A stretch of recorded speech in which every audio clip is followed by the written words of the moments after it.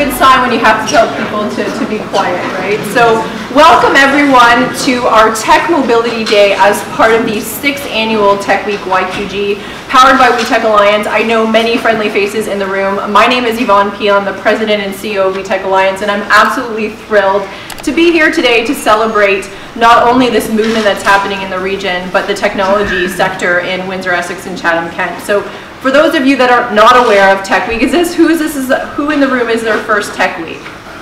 Perfect. So this is, again, our 6th annual. We have gathered thousands of people over the last 6 years, from tech leaders, thought leaders, students, talent, expats, researchers, investors, and it's just been an awesome week to celebrate not only where we've been, where we are, but more importantly, where we're going.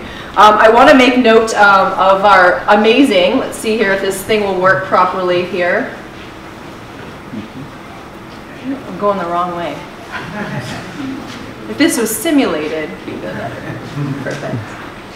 So I just want to give a big shout out to the partners and sponsors. So week like this I can honestly say this, are not possible without partnerships and sponsors. So to the team at Invest Windsor Essex, who not only gave us this amazing facility, but shared their staff with us to make this possible.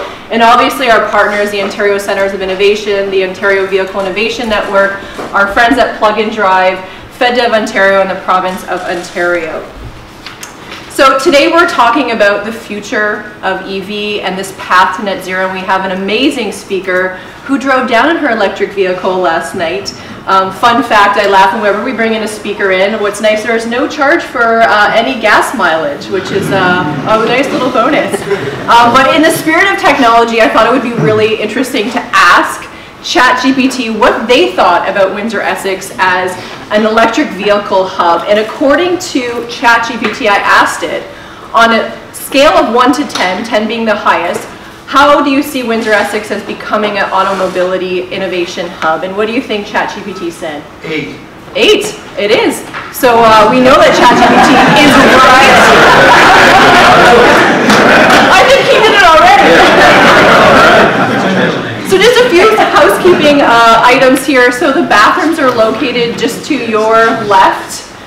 We also have, if you see Cara's presentation, she has graciously shared her slides with us, so they will be shared with you in a post-event email. If you do have a lunch ticket left, the food truck will be leaving at 1:30, so feel free just to grab it. It's warm, so hopefully it'll stay warm. And if you're a woman in mobility or someone either studying in kind of the mobility space or working in the mobility space, WeTech just launched a Women in Mobility peer group, and Nicole Taylor should be around the room. She's in the back there. If you're interested in joining that peer group, please do so. And finally, if you are also a startup, a scale-up, a company in the mobility space, I'll ask Susanna to raise her hand. Susanna is one of our business advisors, and again, not only is WeTech an asset to help you start and grow, we also have this amazing ecosystem that we're building. So again, it's a team effort as we look to start and grow, attract, retain talent, companies, etc. And let's use this time. The hashtag is on all the slides. Please let the world know that Tech Week is where it's at and all the great content that we're going to bring your way. So without further ado, I get the pleasure of introducing Matt, and I have his title here. Just call Matt. Our host and our sponsor today, he is the Executive Director of Mobility Partnerships and Innovation here at the Automobility Innovation Center, a division of Invest Windsor Essex. So Matt, come on up. Perfect, thanks so much. That's my mic. So perfect, thanks so much, Yvonne, and everybody, thank you so much for coming. We're excited to have you here today. We're very excited to be part of Tech Week and hosting Tech Mobility Day. Just a quick but very grateful thank you to everybody who's been helping to coordinate today and put it together. The Invest Windsor Essex team has done phenomenal, WeTech team phenomenal as well. If you haven't had a chance yet, please go and check out the company showcase room. There's lots of really innovative and new startups in our region that are here today, so it would be great if you could connect with them. So today is a really special day. Obviously we're here to celebrate technology and batteries and the EV ecosystem, but it's also a very special day today because we have, it's the birthday of a dear friend who suddenly and unfortunately very suddenly passed away earlier this year. So Susan Anzelin, she She started this facility, revived it from its from its ashes, and brought it back. So Invest Windsor Essex is extremely proud and honored to have had her on our team and to be a part of the organization. She's a great mentor to myself, and I just wanted to make sure that we honored her being here today. If you haven't had a chance, please, the City of Windsor and her family have been amazing partners. There's a bench for her at Alexander Park. So if you want to, and if you have time, please go take a seat on that bench, because it truly will make you feel the superpower of that woman and feel how amazing she truly was. Just wanted to put that out there. Transitioning from that, I just want to say we're very excited to have Cara here today. Cara Clairman is the president and CEO of Plug and Drive, a nonprofit that is accelerating the development of electric vehicles to maximize the environmental and economic benefits. Cara has taken Plug and Drive from an idea to a thriving nonprofit, focused on accelerating EV adoption through outreach, education, and experiences of over 10 years. Plug and Drive has developed a number of award-winning programs to encourage consumers and fleets to make the switch from gas to electric. Cara has more than 25 years experience working in the environmental and sustainability fields, including 12 years working at Ontario Power Generation, initially as OPG's environmental lawyer, and later in the role of Vice President of Sustainable Development. Prior to joining OPG, Cara spent 5 years practicing law with Torrey's law firm. She holds a Bachelor of Laws from Osgoode Hall and a Master's of Environmental Studies from York University. Cara is the 2017 recipient of the Women in Renewable Energy Award and the 2021 winner of the Al Cormier EV Leadership Award from Electric Mobility Canada. She lives in a 2 EV household, including a Chevy Bolt and a Tesla Model 3. So please join me in welcoming Cara as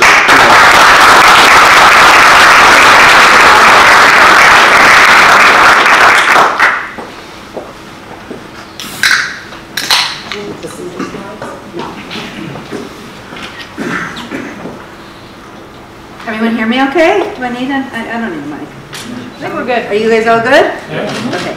Well, thank you so much for the warm welcome, both Matt and Yvonne, and also just all the warm welcome building up to today. I really appreciate it, and I'm just so happy to be here in Windsor.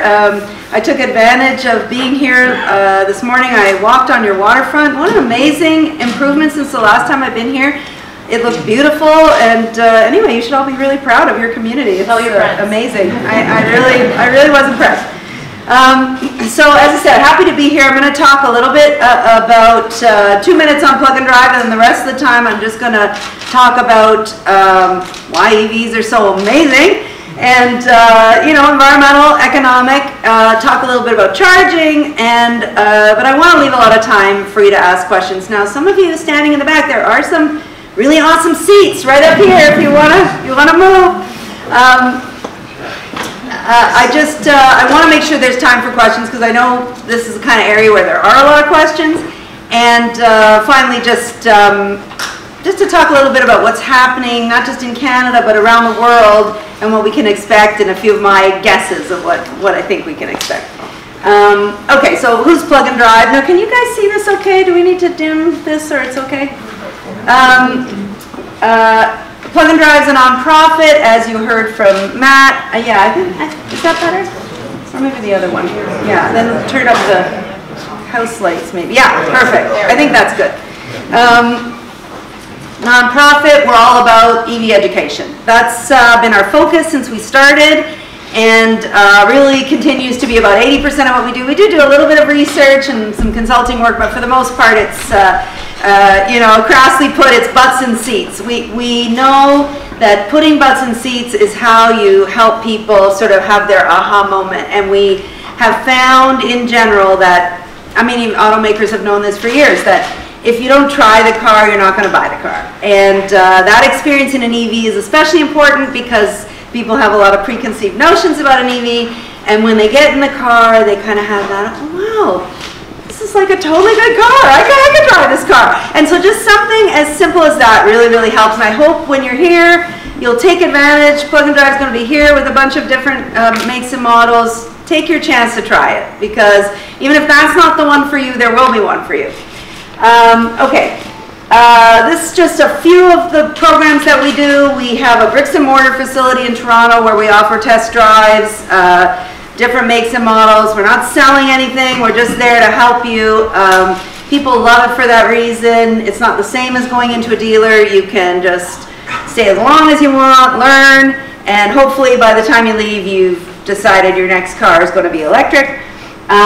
We also bring, like what we're doing today, we bring the cars to you. So we know, believe it or not, we know Toronto's not the center of the universe, and that not everyone lives in striking distance. So we try to bring our show on the road, bring the cars to the people, and then there's a lot of towns, they don't have a dealer that has an EV. So we try to get out there and do that to make it possible for people to say, hey, you know, even where I live, I could do this, and hopefully encourage more people. There's this perception right now that's a very urban car, and the reality is it's not necessarily an urban car. It really is dependent on how much you drive.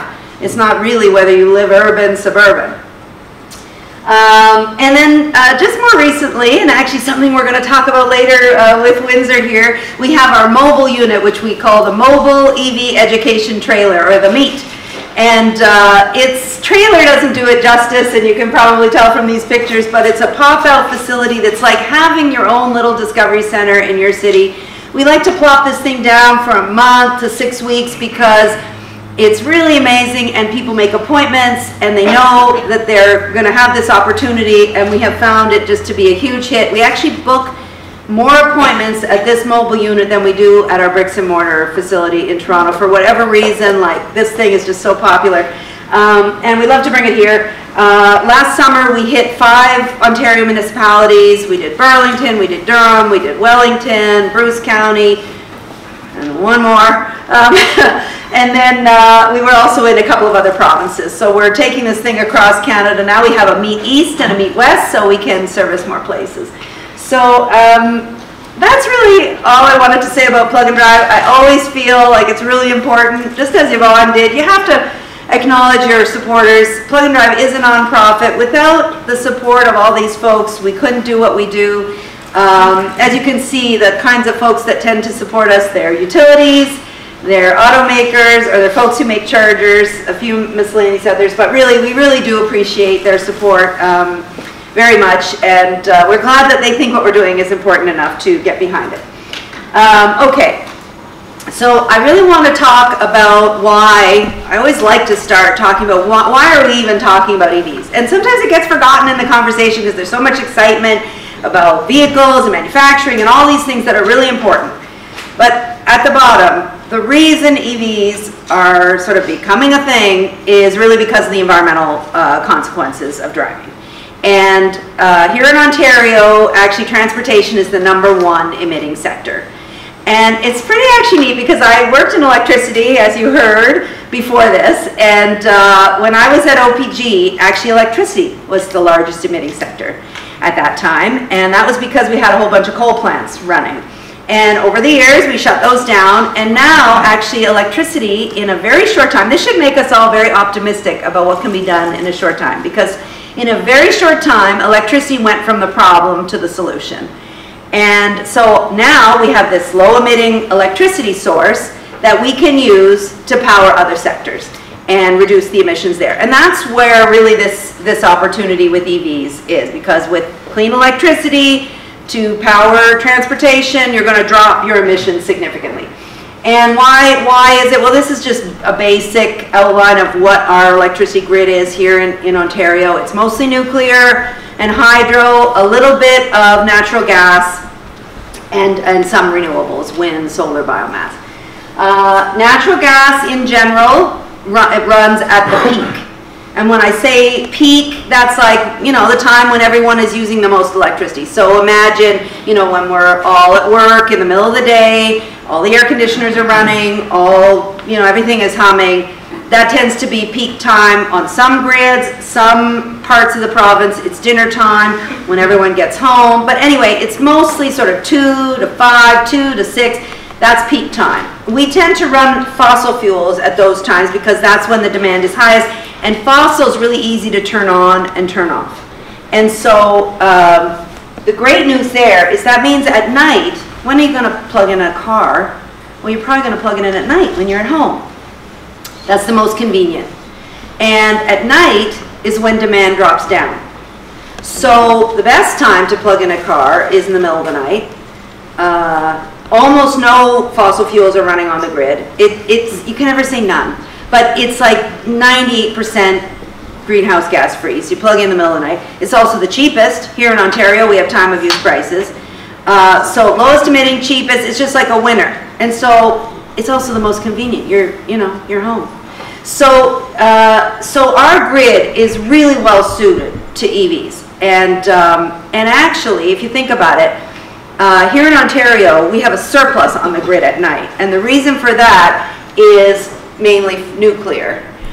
Nuclear plants really run 24/7. They don't tend to turn on and off because it's expensive to run them that way.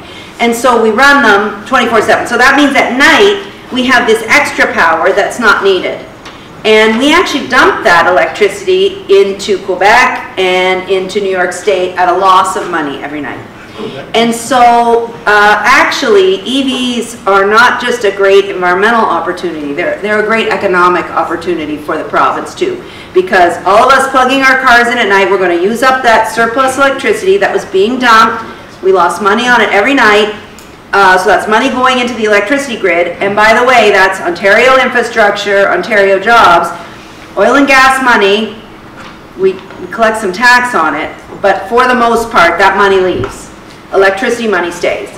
And so it actually, you don't have to necessarily be, all gung-ho on climate change to feel that this makes a lot of sense. So, so that's just sort of the business case for EVs. Why? Okay, you get a big emission reduction, amazing, that's good. But we used to hear, okay, well, yeah, I like that, and let's face it, like most of us are concerned about our pocketbook. We're not necessarily just concerned about the environment when we're choosing a car. And so what we would hear is like, yeah, that's great, but there isn't one for me. There's not a make or model for me. I'm waiting for you pick the brand if you're very brand loyal, and that's something we found actually is that people are very brand loyal. I'm waiting for Toyota, or I like an SUV, or whatever it is. There was sort of a gap, and people were feeling like, oh, there's not a car for me. Well, that issue actually is going away as an issue. We're actually up to about 60 makes and models available in Canada today. When I say available, we'll talk about that. We'll talk about that. Technically available, whether you can get it easily is a whole other thing. And about a year from now, year and a half, it's over 100. And so the pickup trucks are there, and the SUVs are there, and so all the makes and models coming. So this issue of like I'm waiting for a certain type is kind of going off as a, I don't hear that very much anymore as a concern. Range was the other thing. Okay, I'm sold on the value proposition of it, but I drive really far. I can't possibly do it. Okay, now, this one is a little bit of a myth, and it's really hard. I see the EV Society guys are here. They're like, yeah, we do it. Once you do it, you'll think like, what was I worried about? Most of us drive, if you look at the stats, StatsCan will tell you, 80% of Canadians drive 50 kilometers or less a day. We don't drive that much. We think we do because we do one trip a year that's 500 kilometers, or because we're stuck in traffic and we think that we're driving a lot, but we're really sitting in our car a lot, not driving. And so the reality is most of us don't need that much range. And so this whole issue of range is a little bit more psychological than real.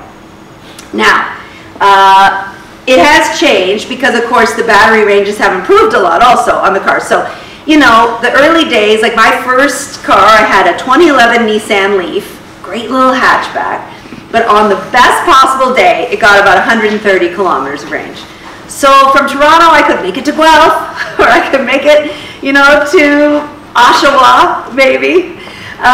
It was tough. It was tough. It was not easy to travel with that car. Now, Chevy Bolt, 400. Kona, 400. You know, Tesla's 500. Some of them even 600. I had a ride. I was very fortunate to get a test ride in Lucid last week. Now, it is a very expensive car, but it will show you the possibilities. 800 kilometers in that car. So, you know, this issue of range, it's still an issue for some people, and someone here will put up there and say, well, I drive like 600 kilometers every day. Okay, there are individuals, maybe it's not, you know, it's not for you right now. But most of us are commuters, and most of us have 2 cars in our family. Most of us, right? So this is not an issue, this range thing. And so I do think over the next couple of years, we're not going to hear about this anymore. We're not going to be talking about it. Everyone's going to be like, yeah, it's enough for me. I think that the unsung hero in the story is like the money savings. I think a lot of people don't realize how cheap electricity is compared to gas because we never had to compare it before. And all we hear in the news is, oh, electricity is so expensive. Well, I don't know what gas prices are today or right here, but let's say they're $1.40-ish, $1.40-ish. I paid the equivalent of 28 cents overnight. So, I mean, you do the math, it's about 1/6. In Quebec, it's even better. It's like 1/7, and Manitoba, a little bit more in BC, but their gas also costs more there. So all across Canada, it's like about, like the worst case is like 1/5. So you're going to save. So when people say, oh, but EVs are so expensive, because they see that sticker price, right? And it is more expensive. That's true. The MSRP, you know, of the equivalent car is a little bit more. It tends to run around $5,000 to $10,000 more. $5,000 rebate. So let's say it's $5,000. Now you're out. If you really are comparing an equivalent car, just keep that in mind because you can't compare, you know, cars that are in a different class. You're going to save a minimum of $2,000 a year. I mean, depends how much you drive, but the average driver drives 20,000 clicks a year, and in that you're in the ballpark of about 3,000 bucks a year.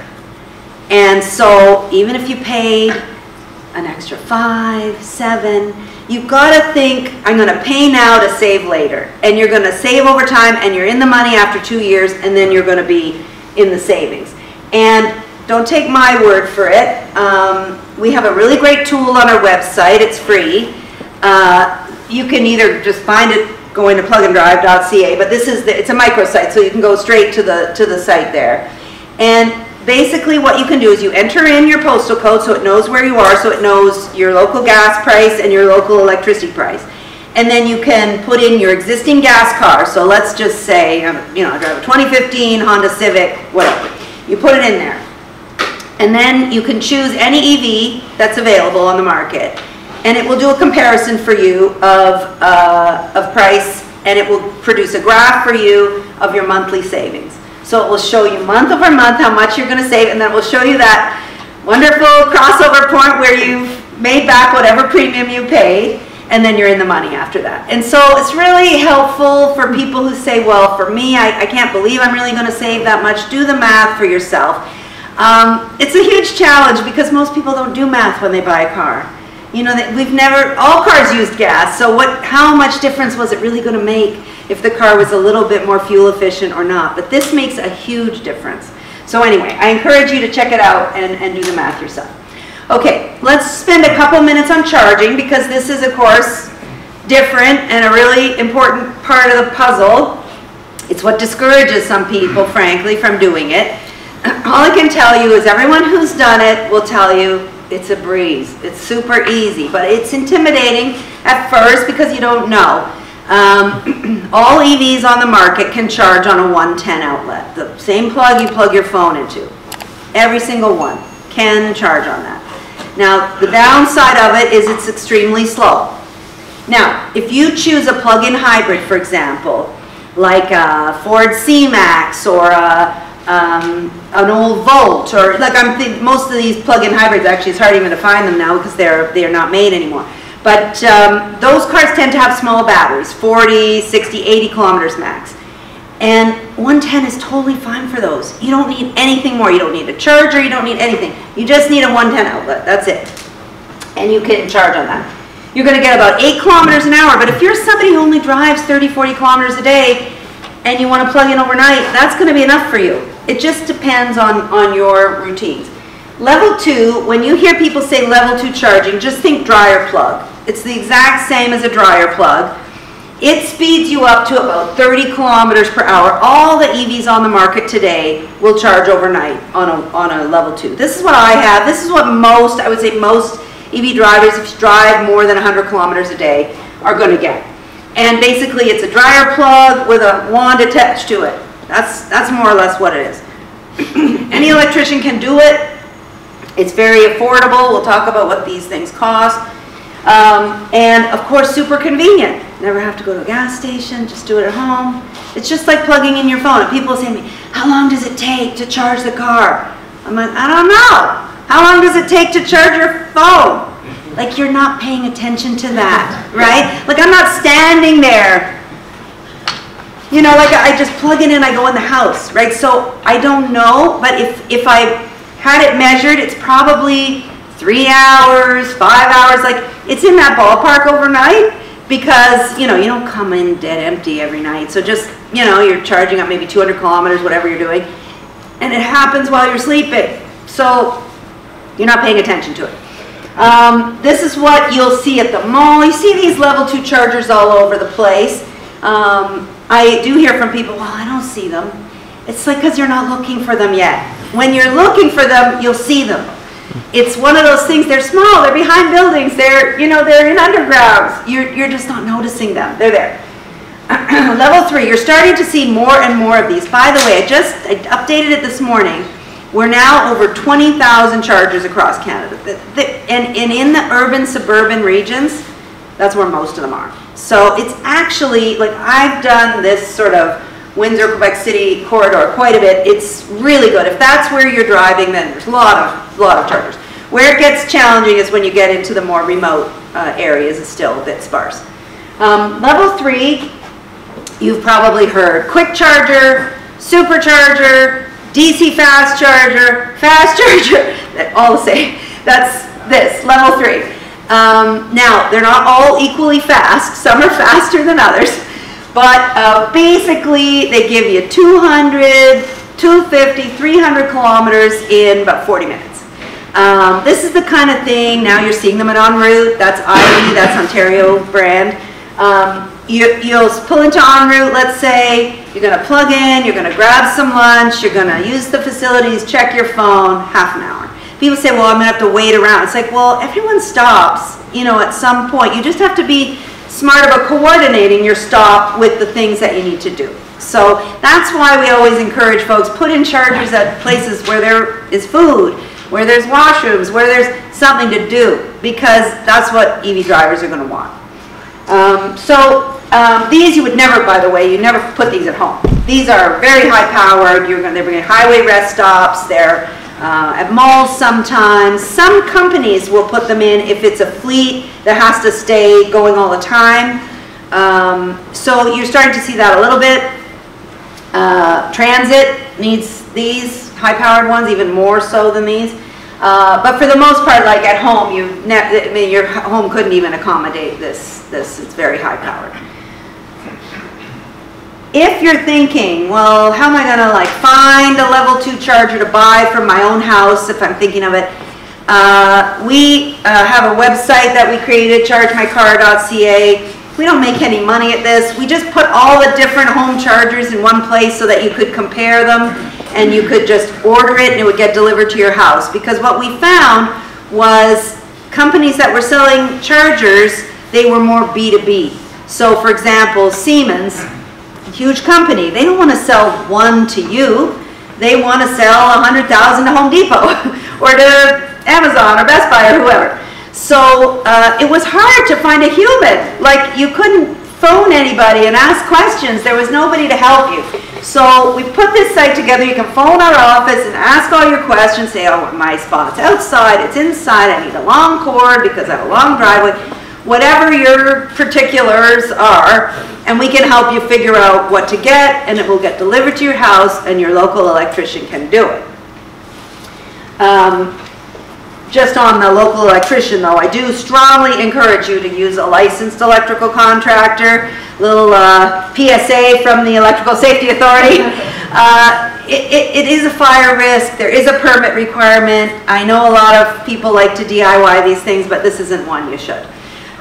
Okay, charging, just to finish up on that, I mentioned there's a lot more than you think, about 20,000 across Canada. This is a snapshot off of PlugShare map. It's near Toronto, and you can see as you get further away from the city, there are fewer. But this just to show you that there's a lot. There's a lot. And the great thing about these services, there's two. There's PlugShare and ChargeHub. They're very similar.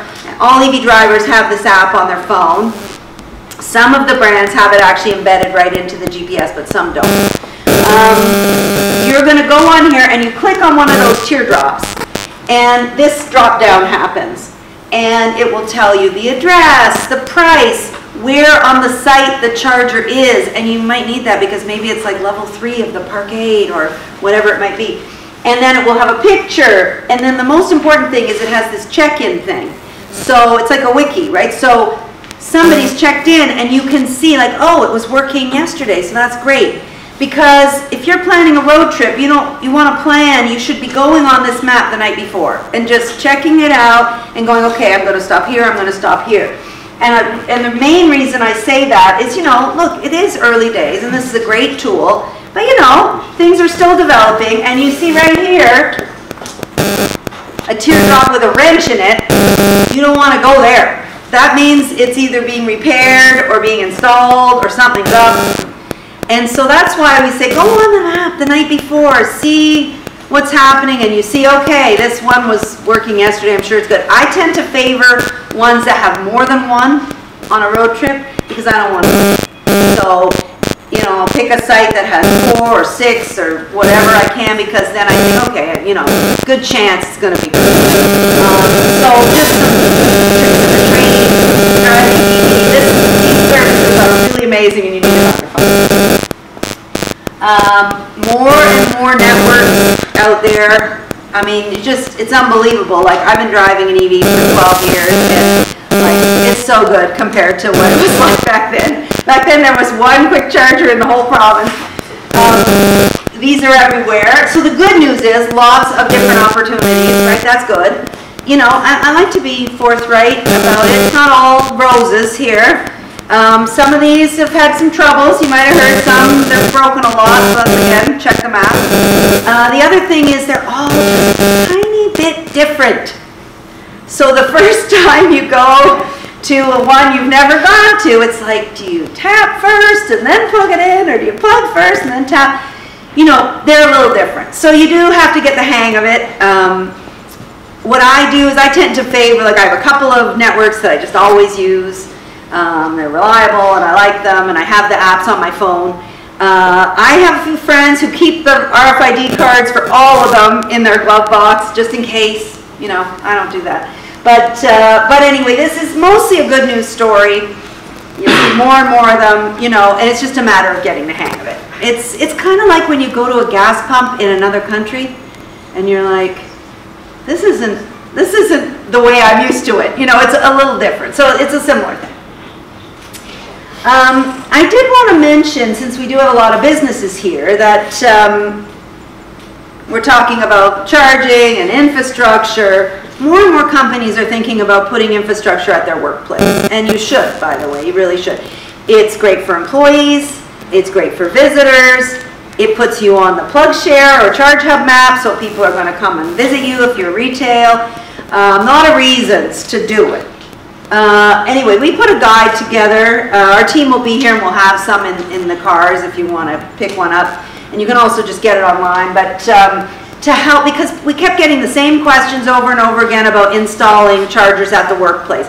And should I have a payment system? And how do I mark up, what kind of marking do I need to put on the parking spot? And we just was sort of a routine set of questions, and so we put a guide together. Again, It's brand agnostic. We're not pushing to sell any particular type. It's just like all the steps that you might want to think about when you're putting in chargers at a workplace. So if that's something that you think would be helpful, you know, either email me at contact@plug-and-drive or come out when we're here and then you can pick one up.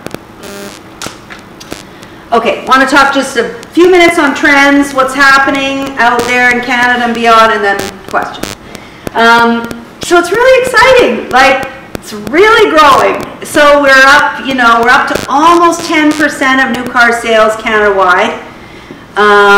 It varies across the country, as you can imagine, but that's pretty good. That's pretty good. If you do the math, it's about 1 in 11 new car sales is an EV in Canada. Not bad, not bad. We could do better, by the way, and I'm going to talk about that. We could do better. But it's not bad, and it's going up by about 40% a year. So that's pretty great growth. I mean, I think any you know, business would be happy with those numbers. Why? A bunch of reasons. So, you know, we've got great news on the manufacturing front, which I'm going to talk about. We've got our federal government putting quite a lot of support behind it. They've got incentives, both for chargers and for cars. They've actually done a bunch of incentives on medium and heavy duty, and you have the opportunity to see some of that here today. School buses incentives. They're putting out money for workplace chargers, for condos, for lots of different steps, and they're coming with the ZEV mandate. This is a little bit controversial. Some of the automakers do not like this ZEV mandate. And what the ZEV mandate is, it's saying, hey, you automaker, if you want to sell gas cars, you've got to sell a certain percentage of EVs. And you know, nobody likes to be told what to do. Let's face it, that's not anybody. They want to control their own business, which I understand. But the thing that we've seen is that if you look at where the sales are the best in the world, they have these kind of mandates. So California has it, BC has it, Quebec has it, and so that means when you go to the dealer, the car's going to be there. And so I actually think it will help a little bit. So that's coming soon too. So you know, pretty good. Canada's doing some of the right things. I think that's exciting. Probably one of the most exciting. Now, I stole this from your slides. You just sent those to me, and I thought that's better than my map. And so I took it with you know, credit. Thank you. But it's really exciting to see what's happening in this region, and the red dots are the EV-related investments. And when we added them up, so far, and I don't think we're done yet, it's up to 16 billion in the last 2 years of announcements relating to EV. So you've got GM, Ford, and Stellantis all making announcements on EV manufacturing. You've got a couple of different battery manufacturing, one right here in Windsor. So, I mean, great news, right? And so for all that, I would say, you know, Canada's doing well, you know, doing well. And you know, these are all really positive steps. But now, for the less good news, we're not doing nearly as well as some other places. And so we know what needs to be done to do better. So this just gives you an idea of what's happening around the world. So we're up to now 1 in 7 cars globally, and that's an average. So that means we're below the average. And also, if you look at this chart, I don't know how easy it is for you to see, but China sells the most, then Europe, then the US. Canada's coming in around 10th.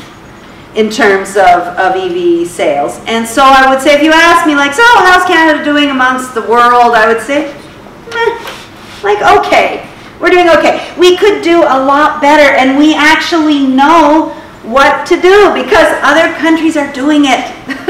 So right now, Norway is selling more than, it's actually even a little bit higher now. 80% of their new car sales are electric. The Netherlands and Sweden are hovering around in the 30s. California's in the 20s. Even BC is in the 20s. 21, something like that. So, you know, it's not a mystery what to do. So what are these folks doing? They have kick-ass incentives on the vehicles, or they have disincentives on the gas car. That's what Norway did. Norway doesn't really put money, didn't give you money to buy an EV. What they do is they put a massive tax on a gas car so that the EV is cheaper, actually. And then a lot of other policies that actually don't cost money. So, for example, the HOV lanes, parking incentives, different types of incentives that are not about paying out money to consumers. The one where I think Canada is doing poorly, where we could do a lot better, is we haven't dealt with our building codes yet. Like, BC's done it, but the rest of the country's really behind. Like, how can it be that you could build a new condo right here in Windsor today, and you don't even have to put a single plug in the parking garage? I mean, if you are investing in a building that you hope will be around for 50 years, I mean, you would be dumb to not do it anyway. But if you don't have to do it, a lot of builders aren't going to do it. So we have to get this stuff in the building code. That is so simple. That's cheap. Like, that's just something that we need to change. So we need to do some of the cheap stuff, and you know, we need to do some of the expensive stuff too.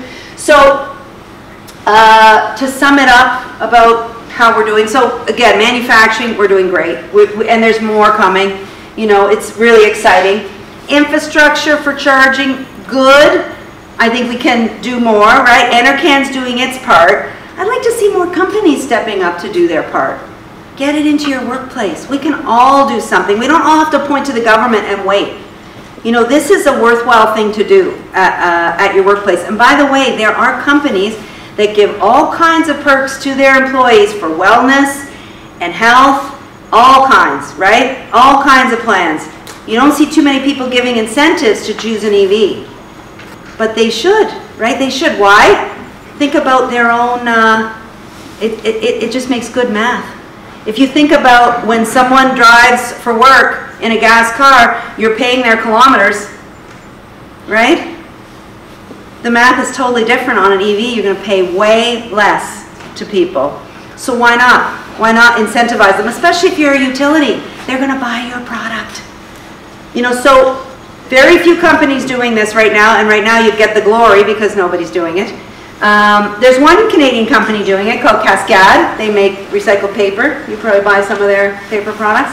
They're giving their employees incentives to choose an EV.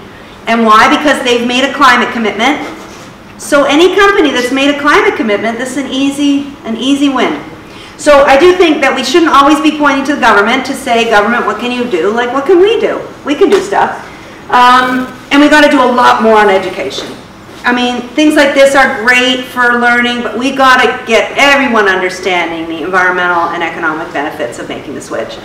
And people will do it once they learn. It's not all about incentives. It's also like about seeing like that it makes sense for you, right? It has to work for you.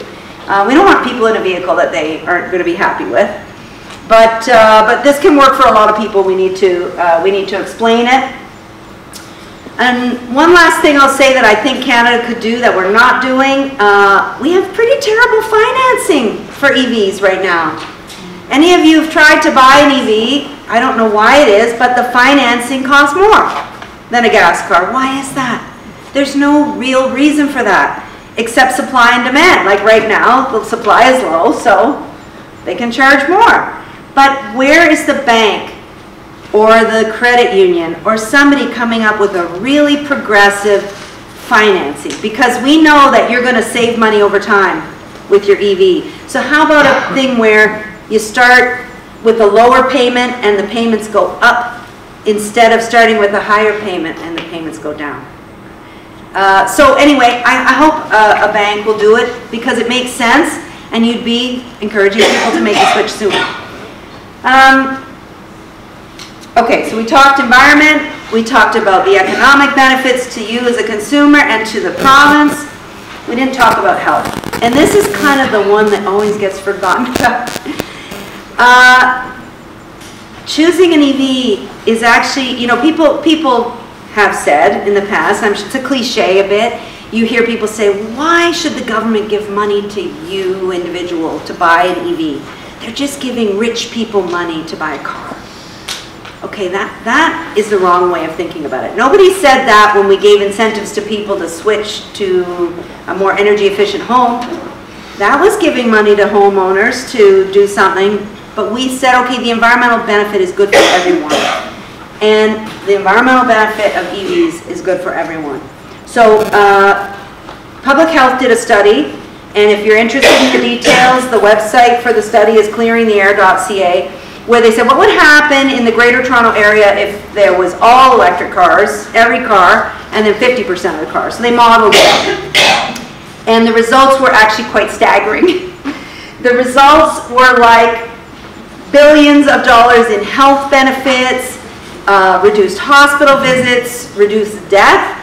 I mean, cars cause a lot of air pollution, not just greenhouse gas emissions, and we're all living in it, and so we can all benefit. If you want to see the numbers, you can go look at that website, but it's almost like $9,000 per car in benefits to the general public. So, you know, this is sort of never calculated in the math when we talk about the benefits of EVs, but it really should be. It's really important. So that's the end of my formal talk, but I would be more than happy to answer any of your questions. I was just curious about if you heard anything about the standardization of charging. So like the EU, they've standardized charging for the similar plugs that way. Essentially when someone like an industry partner or some sort of commercial entity decides to build their own chargers, then it's standardized. Not just the levels, but the actual plug itself for the auto manufacturers. Yeah, I know what you're talking about. Do you know of any movement in the Canadian market for that? And if so... It is mostly standardized already, so that's why I want to go back to this. Okay. So for level 2, it's basically standardized. There's 3, isn't there? No.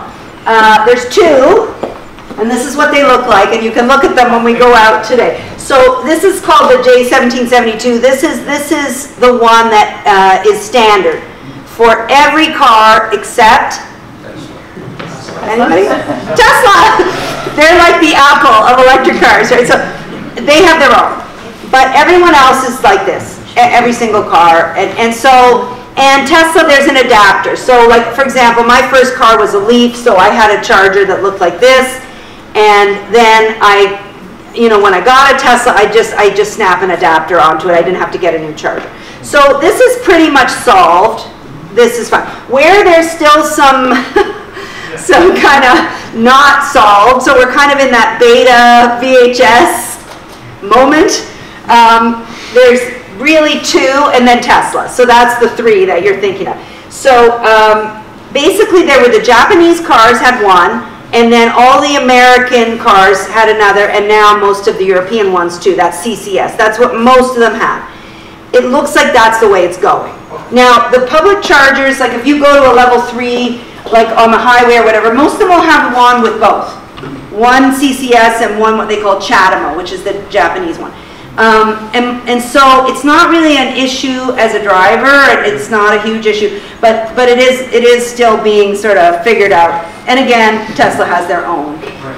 Now, when Tesla opens up some of their chargers to everyone, which is happening in the States now and in Europe, not here yet, they'll put the adapter right on there, so you won't have to worry about it. So it is still a bit of a thing. Do you have sorry for a follow-up, do you have like a ballpark timeline you think that would be, like, or do you think it would even go to regulation, or this is just going to like the industry standard, or do you think it will just be a wild west for a while? I think it's just kind of going to evolve on its own. I would say it'll be resolved in 3 to 5 years would be my guess. You know, I don't really know, but like right now it looks like all the newest cars are all coming out with CCS already, so it's kind of happening. The only hanging on are the Japanese cars right now. Thank you. Looks like I'm kind of in municipal row here. What do you see the role of municipalities in pushing forward? I mean, I think actually municipalities can play a really important role. So you've got climate commitments, right? So you've got a reason to push for it. So you can help on the education because you can do some reaching out. You can also help on the infrastructure side. So I've seen a lot of municipalities are investing in infrastructure at their city halls and other places, but other parts of the city as well. Street charging, for example, or making it easier, in municipal parking lots and all that. So I see a really important role there for municipalities. You can convert your own fleets, be an example to the city. So, you know, we're seeing that too. So, you know, you start looking at it now, you order a few each year, right, and build it up, and make sure you brand the side of those trucks, you know, and let everyone know what you're doing. I think those are all really important steps.